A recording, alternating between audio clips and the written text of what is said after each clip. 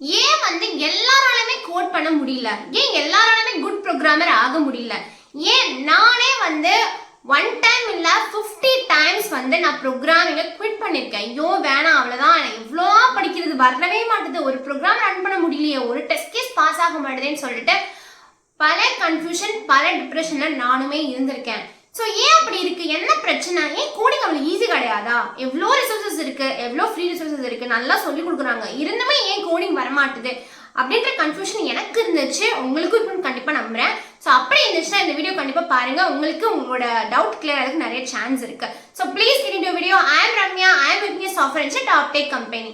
So நான் சொன்ன மாதிரி கோடிங்ன்றது ஏன் எல்லாருக்குமே வரமாட்டுது, ரொம்ப ரொம்ப கஷ்டமா இருக்கு. நான் எவ்வளோதான் என்னோட ஃபுல் எஃபர்ட் போடுறேன், ஆனாலுமே எனக்கு கோடிங் வரமாட்டுது அப்படின்னா நீங்க ஏதோ ஒரு தப்பு பண்ணிட்டு இருக்கீங்கன்னு தான் அர்த்தம். இல்லைன்னா ஏன் தப்பா வரப்போகுது இல்லையா? ஸோ ஏன்னா நான் அப்படிதான் பண்ணேன்.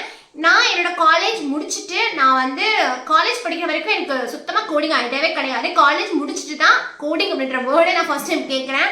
ஆனாலுமே நான் கம்ப்யூட்டர் சயின்ஸ் ஸ்டூடெண்ட், பட் நான் அந்த மாதிரி எதுவுமே நான் படிக்கலங்க. அதுக்கப்புறம் தான் நான் வந்து கோடிங் படிக்க ஆரம்பிக்கும் போது கோடிங்க 1 டைம் இல்லை 50 டைம்ஸ் எனக்கு போதும், எனக்கு அவ்வளோதான், வரவே வராது, எவ்வளோதான் படிக்கிறது, படிக்க வரவே மாட்டேதுன்னு சொல்லிட்டு நான் ரொம்ப ஃபெட்டப்லாம் ஆயிட்டேன். சம்டைம்ஸ் ஆயிட்டு குவிட் பண்ணிட்டே இருந்தேன். பட் என்னமோ தெரியல, நம்ம என்ன குவிட் பண்ணுறோமோ அது நமக்கு பின்னாடி வரும் பார்த்தீங்களா? அதாவது நீ வேணாம்னு சொல்ல துரத்துற மாதிரி நம்ம எப்படிதான் நீங்க வந்து ஒரு கம்ப்யூட்டர் சயின்ஸ் முடிச்சிருக்கீங்க, ஐடிக்குள்ள தான் போகணுன்ற ஆசை வரும்பொழுது கோடிங் கத்துக்கலாம் எப்படி போக முடியும்? கத்துக்கிட்டே ஆகணும். ஸோ அதுக்காக நான் வந்து ஏன் அவ்வளோ கஷ்டப்பட்டேன் அப்படின்னா, எனக்கு கரெக்டான பாத் சூஸ் பண்ண தெரியல. பாத் உங்களுக்கு கிளியரன்ஸாக இருந்துச்சு அப்படின்னா, ஒரு கிளியராக இருந்துச்சு, ஒரு கரெக்டான பாத் கொடுக்குறாங்க அப்படின்னா நீங்கள் ஈஸியாக அதை வந்து பிக்கப் பண்ணிட்டு போயிட்டே இருக்கலாம். ஸோ அதை பார்த்து தான் நான் கொடுக்க போகிறேன். நீங்கள் வந்து ஆல்ரெடி ஸ்டக்காக இருக்கீங்க, இல்லை என்ன ஸ்டக்காக இருக்கீங்க, எங்கே தப்பு நடக்குதுன்னு நம்ம கண்டுபிடிக்க போகிறோம் இந்த வீடியோவில். ஸோ கண்டுபிடிச்சு நான் அதை வந்து ரெக்டிஃபையும் பண்ண போகிறோம். ஸோ இந்த வீடியோ ஃபுல்லாக பாருங்கள், உங்களுக்கு ரொம்ப யூஸ்ஃபுல்லாக இருக்கும். எதையுமே மிஸ் பண்ணாதீங்க. நிறைய பேர் வந்து கோடிங்கே வேண்டான்னு வந்து நினைக்கிறது காரணம் என்னன்னா யூடியூப் தான். ஏன்னு கேட்டீங்க அப்படின்னா, யூடியூப்ல வந்து நீங்க போயிட்டு வந்து நான் என்ன படிக்கணும்னு கேட்குறீங்க அப்படின்னா ஒவ்வொரு வீடியோலையும் ஒவ்வொன்றும் சொல்லுவாங்க. ஸோ நீங்க உங்களுக்கு லாஸ்ட் என்ன கிடைக்கும்னா, எவ்வளோ லாங்குவேஜ் நான் படிக்கணும் அப்படின்னு சொல்லிட்டு ஒரு ஓபம் ஆயிட்டு வேணாம் அப்படின்னு முடிச்சிருவீங்க. ஸோ இதை நானும் பண்ணேன். என்னோட காலேஜ் டைம் முடிச்சதுக்கப்புறம் கோடிங்கிற மாதிரி ஃபர்ஸ்ட் கேட்குறேன், எனக்கு என்ன லாங்குவேஜ் படிக்கணுன்றது ஐடியாவே இல்லை. ஒவ்வொரு யூடியூப் சேனலை பார்க்கும்போது ஒருத்தவங்க ஜாவா படிக்க சொல்றாங்க, ஒருத்தவங்க பைத்தன் படிக்க சொல்றாங்க, ஒருத்தவங்க ஃப்ரண்ட் கற்றுக்க சொல்றாங்க, டெவலப்பிங் சைட் போக சொல்றாங்க, மிஷின் லேர்னிங் படிக்க சொல்றாங்க, கேமிங் டெவலப்மெண்ட் படிக்க சொல்றாங்க. ஓ, நான் ஒரு ஜாப் அப்ளை பண்ணணும்னா இவ்வளோ படிக்கணுமா, அப்போ இவ்வளோ படிச்சா எனக்கு ஜாப் கிடைக்குமான்னு சொல்லிட்டு அப்போ நம்மளோட பாத் இது கிடையாது, நம்மளோட வேலை இது கிடையாது, நம்ம வேற வேலைக்கு போயிடலான்ற அளவுக்குலாம் மைண்டு போச்சு. ஆனா இவ்வளோ படிக்கணுமா, இவ்வளோ படிச்சா நமக்கு ஜாப் கிடைக்குமா அப்படின்னு கேட்டால் நோ, இவ்வளோ படிச்சா உங்களுக்கு ஜாப் கிடைக்காது. ஆக்சுவலி உங்களுக்கு 0 தான் கிடைக்கும், எதுவுமே கிடைக்காது. ஏன் அப்படின்னு கேட்டீங்கன்னா, நீங்க வந்து ஒரு ஜாவா டெவலப்பருக்கு நீங்க ஒரு ரோல் அப்ளை பண்றீங்க அப்படின்னா உங்ககிட்ட ஜாவா பத்தி இன்ன நோட் எல்லாமே கேட்பாங்க. பட் நீங்க என்ன படிச்சு வச்சிருப்பீங்க? ஜாவால கொஞ்சம் படிச்சு வச்சிருப்பீங்க, பைத்தான்ல கொஞ்சம் படிச்சு வச்சிருப்பீங்க, மிஷின் லேர்னிங்ல கொஞ்சம், இப்படி அங்கங்க கொஞ்சம் கொஞ்சமா படிச்சிருந்தீங்கன்னா உங்களால ஜாவா இன்டர்வியூல நீங்க கிளியர் பண்ண முடியாது. சரி, ஜாவா தான் எனக்கு கிளியர் பண்ண முடியல, பைத்தான் இன்டர்வியூக்கு போங்க, பைத்தான் டெவலப்பரா போறீங்கனாலுமே உங்களால பைத்தான் கிளியர் பண்ண முடியாது, அதுவே உங்களுக்கு கொஞ்சம் தான் தெரியும். ஓகே, மிஷின் லேர்னிங் போனா அங்கேயும் கிளியர் பண்ண முடியாது. ஸோ விஷயம் எங்க தப்பு இருக்கு அப்படின்னு பாத்தீங்கன்னா, நீங்க எல்லாத்தையும் தொட்டு வைக்கிறீங்க, ஆனா எதுலையுமே மாஸ்டர் ஆகவே கிடையாது. ஸோ என்ன சொல்ல வரேன் அப்படின்னா, நீங்க நிறைய விஷயங்கள் படிக்கிறதுக்கு பதிலாக ஒரு விஷயத்த இன்டெப்தா படிக்கணும்னு நான் சொல்றேன். ஒரு விஷயம் இன்டெப்தா படிச்சீங்க அப்படின்னா உங்களுக்கு அதுவே போதுமானது. இப்போ நீங்க ஜாவா மட்டுமே ஃபுல்லா படிக்கிறீங்க, அதோட சேர்ந்து அதோட ஃப்ரேம் ஒர்க்ஸும் படிக்கிறீங்க அப்படின்னா நீங்க எந்த ஜாவா டெவலப்பர்னாலும் நீங்க அப்ளை பண்ணிடலாம் இல்லையா? ஏன்னா ஜாவாவை பத்தி உங்களுக்கு இன்னும் உங்களுக்கு ஆல்ரெடி தெரியும், என்ன ஆப்போசிட்ல கேட்பாங்கன்றது உங்களுக்கு பர்ஃபெக்டா தெரிஞ்சிடும். ஸோ நீங்க ஈஸியா வந்து அப்ளை பண்ணிடலாம். ஸோ ஃபர்ஸ்ட் தப்பு என்ன அப்படின்னா, அங்கங்க இருக்கிறது எல்லாத்தையும் படிக்காம என்ன படிக்க போறோம்ன்றத ஃபர்ஸ்ட் நீங்க டிசைட் பண்ணணும். நான் இப்போ நினைக்கிறேன், ஓகே நான் ஜாவா படிக்க போறேன்னு நினைக்கிறேன்னா ஜாவோட ரிசோர்ஸ் என்ன நான் நோட் பண்ணி வச்சுட்டு, ஓகே இதான் என்னோட பாத் நான் படிக்க போறேன்றதை நான் டிசைட் பண்ணலாம். இல்லை நான் பைத்தான் படிக்க போறேன் அப்படின்னா, ஓகே பைத்தான் தான் என்னோட பாத், நான் ஃபர்ஸ்ட் எழுதி வச்சுட்டு என்ன ரிசோர்ஸ் இருக்குன்னு படிக்க போறேன். எதுவுமே இல்லாம ஜம்ப் பண்ணாதீங்க. ஜம்ப் பண்ணிட்டு அவங்க கடைசியில வந்து நீங்க வந்து எதுலையுமே படிக்க மாட்டீங்க, எதுலையும் மாஸ்டர் ஆக முடியாது, ஒரு லாங்குவேஜ் கூட கத்துக்கவும் முடியாது. ஃபார் எக்ஸாம்பிளுக்கு நீங்க ஜிம் போறீங்கன்னு வாங்களேன், ஜிம் போயிட்டு நீங்க ஃபர்ஸ்ட் டே நீங்க ஒர்க் அவுட் பண்ண போறீங்க, ஓகேவா? ஃபர்ஸ்ட் டே வந்து ஓகே நம்ம வந்து ஒரு 2 monthsல நான் 10 kg ரெடியூஸ் பண்ண போறேன்னு சொல்லிட்டு ஃபர்ஸ்ட் டேவே வந்து உங்களால முடியாம ஒரு 10 கிலோ 20 கிலோ நீங்க வெயிட் தூக்க ஆரம்பிச்சீங்க அப்படின்னா உங்களுக்கு ஃபர்ஸ்ட் டே என்ன ஆகும்? நீங்க வந்து வெயிட் லாஸ் பண்ணிடுவீங்களா? கண்டிப்பா பண்ண மாட்டீங்க. 2 விஷயம் நடக்கும். உங்களை நீங்க காயப்படுத்துவீங்க, இன்னொன்னு என்னன்னு பாத்தீங்க அப்படின்னா உங்களுக்கு ரிசல்ட்டே வராது. நீங்க 2 months ஒர்க் அவுட் பண்ணா கூட உங்களுக்கு ரிசல்ட்டே வராது. ஸோ அந்த மாதிரி தான் நடக்கும். அதுக்கு இப்போ என்ன பண்ணணும் அப்படின்னா, ப்ராப்பரா ஒரு நாளைக்கு எவ்வளவு எக்ஸசைஸ், என்ன ப்ராப்பர் எக்ஸசைஸ்னு கத்துட்டு நீங்க அதை 2 months பண்ணீங்கன்னா மேபி உங்களோட 10 kg வந்து இந்த 2 months இல்லைனாலும் அட்லீஸ்ட் 3 or 4 monthsல உங்க 10 kg ரெடியூஸ் பண்ணியே ஆகலாம். the same thing happen to coding. நீங்க ஒரே நாள் எல்லாத்தையும் கத்துக்கணும்னா கத்துக்கவே முடியாது. 30 நாளுக்குள்ள நான் மாஸ்டர் ஆயிட்டேன்னா மாஸ்டர் ஆக முடியாது. 30 நாளுக்குள்ள நான் ப்ரோக்ராம் டெவலப்பர் ஆயிட்டு நான் வந்து கம்பெனிக்குள்ள போனாலும் முடியாது. என்ன பண்ணணும், 30 நாளுக்குள்ள நீங்க பிகினர் லெவல்ல கத்துக்கலாம். சோ அதை நீங்க ஃபர்ஸ்ட் கத்துக்கோங்க. அதை கத்துட்டு அதை மாஸ்டர் பண்ணுங்க. கொஞ்சம் கொஞ்சமா மாஸ்டர் பண்ணிட்டு 6 மந்த்துக்குள்ள நீங்க அந்த ப்ரோக்ராமிங் மாஸ்டர் ஆயிடலாம். மாஸ்டர் ஆகிறது மட்டும் இல்லாம உங்களுக்கு ஜாபும் ஈஸியா கிடைக்க சான்ஸ் இருக்கு.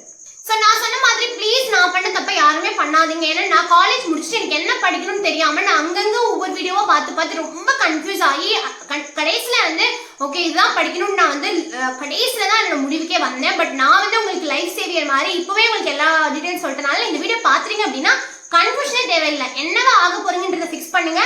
அந்த லாங்குவேஜ் நீங்க பிக் பண்ணி அந்த லாங்குவேஜ்ல என்ன ரிசோர்சஸ் சூப்பரா இருக்குன்னு சொல்லிட்டு அதை நீங்க படிக்க ஸ்டார்ட் பண்ணலாம்.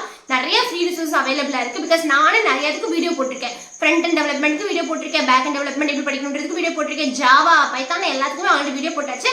நம்ம யூடியூப் சேனல்ல நீங்க எல்லாமே எடுத்துக்கலாம். ஸோ அது ப்ராப்பரா நீங்க படிச்சீங்கன்னாவே அந்த ஒரு பர்டிகுலர்ல நீங்க மாஸ்டர் ஈஸியா ஆயிடலாம். ஸோ இதான் ஃபர்ஸ்ட் கொஸ்டின். நீங்க என்ன சூஸ் பண்ண போறீங்கன்றத வந்து நீங்க சூஸ் பண்ணணும் ஃபர்ஸ்ட்.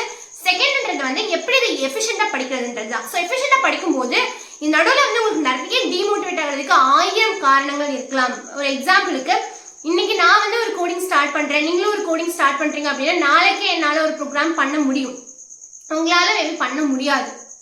அதுக்காக ஓகே நம்ம 2 பேரும் ஒன்னா ஸ்டார்ட் பண்ணோம், பட் உங்களால பண்ண முடியும் என்னால பண்ண முடியல. ஓகே என்னோட திறமையை அவ்வளவுதான் நீங்க டிசைட் பண்ணாதீங்க. யாரோட திறமையும் யாருமே டிசைட் பண்ண முடியாது.